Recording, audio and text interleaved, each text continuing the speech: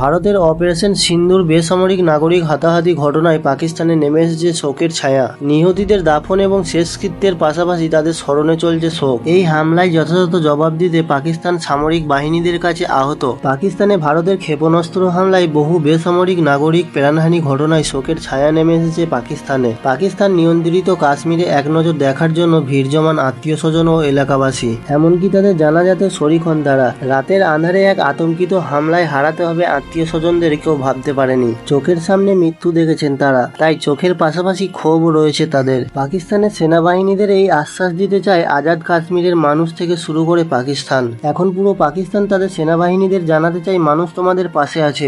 ভারত আজাদ কাশ্মীরের দিকে লক্ষ্য করে হামলা চালানোর দাবি করলেও টার্গেট ছিল নানা বেসামরিক স্থাপনার দিকে। মসজিদ এবং স্কুল কোনো কিছুই বাদ যায়নি। এখনো আতঙ্কিত রয়েছে এলাকাবাসী। এখন প্রশ্ন হচ্ছে, পাকিস্তান কি তাদের ঘরের ছেলেদেরকে ঘরে ফিরিয়ে নিয়ে আসতে পারবে? আপনার ধারণা কমেন্টে জানাতে ভুলবেন না।